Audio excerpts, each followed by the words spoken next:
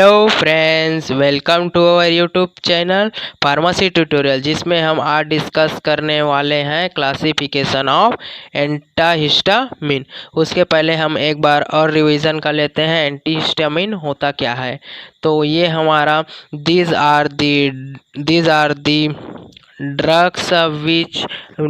the drugs or other compound inhibit the physiological effect of histamine। ये हमारे histamine के release को block कर देता है, जिसके कारण हमारा एलर्जी कॉज हो रहा था वो प्रिवेंट हो जाता है।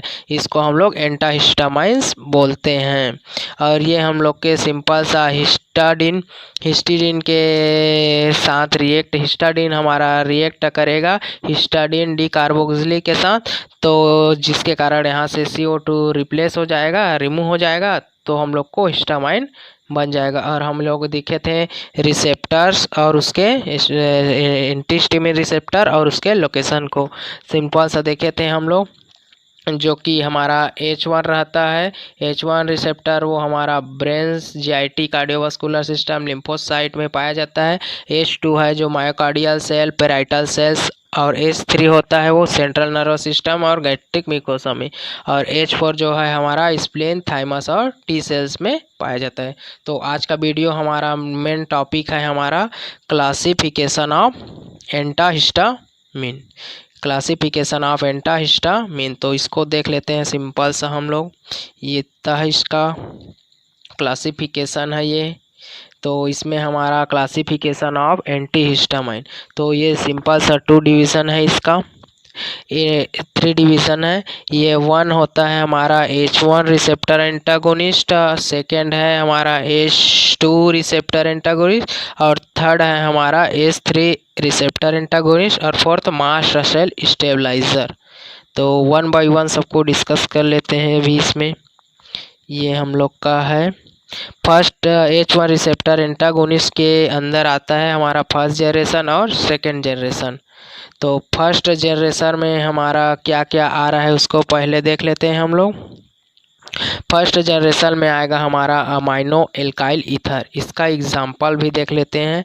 अमाइनो एल्काइल ईथर, जिसमें हमारा अमाइनो ग्रुप रहेगा और एल्काइल ईथर भी इसमें पाया जाएगा। एग्जांपल है डाइफेनहाइड्रामीन HCl, डाइफेनहाइड्रानेट HCl, ब्रोमो डाइफेनाइल हाइड्रामीन, डॉक्सिल अमीन सक्सिनेट, क्लीमेस्टिन फ्यूमेरेट, डाइफेनाइल पायरालिन HCl। ये हमारा अमाइनो एल्काइल ईथर के अंतर्गत आएगा ये वाला। और सेकंड है इसमें एथाइलिन डाइएमीन्स। इसमें एथाइलिन्स में 2 कार्बन वाला रहेगा और एमीन्स भी इसमें पाया जाएगा। तो इसके एग्जांपल है हमारा ट्राइप्लेनामीन HCl, पायरिलिन मैलिए, और मेपाइरामीन, और एंटाजोलिन फॉस्फेट, और ठोंजाइल अमीन। थर्ड है हमारा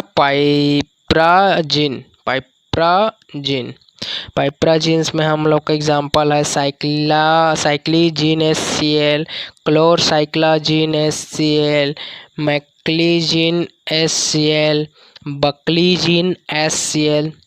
और फोर्थ है हमारा प्रोपाइल्स अमीन में हम लोग का क्या क्या आ जाएगा, फेनरामिन मैलेट। एग्जांपल है ये क्लोरफेनरामिन मैलेट, डेक्सक्लोरफेनरामिन मैलेट, और pyrobutamine phosphate, triprolidine HCl, dimethindene maleate, phenindamine tartrate. ये सभी प्रोपाइल्स अमीन में आएंगे। और फिफ्थ है हमारा फेनोथायाजिन, जिसमें हम लोग का सिंपल सा प्रोमेथाजिन HCl आएगा, और ट्राइप्राजिन टार्ट्रेट और मेथाडाइलाजिन। और 6 है हम लोग का फेनोथायाजिन एनालॉग्स में आएगा सिप्रोहेप्टाडिन और एजिटाडिन मैलेट। ये सभी हमारा H1 एंटागोनिस्ट में H1 रिसेप्टर एंटागोनिस्ट के फर्स्ट जनरेशन में ये सभी आते हैं। और सेकेंड जनरेशन में हम लोग का आ जाएगा एग्जाम्पल फेक्सोफेनाडिन, एस्टेमिजोल, टेरफेंडाइन और लोरेटाडिन, डेसलोरेटाडिन, सिट्रीजिन, लिवोसिट्रीजिन, एक्रिवेस्टिन। आप लोग को कभी एलर्जिक हुआ होगा, जैसे ईचिंग हो रहा होगा, तो आपको डॉक्टर ने कभी प्रिस्क्राइब करके दिया ही होगा सिट्राजिन या लिवोसिट्राजिन, जिसके कारण आप लोग का ईचिंग काज होते पर हम लोग इसको यूज़ करते हैं, जिससे हम लोग का हिस्टामाइन ब्लॉक हो जाता है, जिसके कारण ईचिंग का बंद हो जाता है ईचिंग। और सेकेंड है हमारा H2 रिसेप्टर एंटागोनिस्ट, जो H2 रिसेप्टर एंटागोनिस्ट को ब्लॉक कर देगा। जैसे एग्जांपल है गैस्ट्रिक एसिड इनहिबिटर और प्रोटॉन पंप। इस गैस्ट्रिक एसिड इनहिबिटर्स में आएगा हमारा फोमेटिडिन, सिमिटिडिन, रेनिटिडिन, निजाटिडिन। सभी ये हम लोग के एंटी एसिड है, जो कि एसिड के सिक्रेशन को ये ब्लॉक करते हैं, जिसके कारण हम लोग को एसिड का सिक्रेशन नहीं होता है हमारे स्टमक में ज़्यादा, जिसके कारण एसिडिटी कॉज हो रहा था वो प्रिवेंट हो जाता है। और प्रोटॉन पंप इनहिबिटर ये भी वही है, जैसे कि एग्जांपल है ओमेप्राजोल, मिसोमेप्राजोल, लेंसोप्राजोल, रोवेप्राजोल और पेंटाप्राजोल। ये सभी इसके प्रोटॉन पंप इनहिबिटर के एग्जांपल है।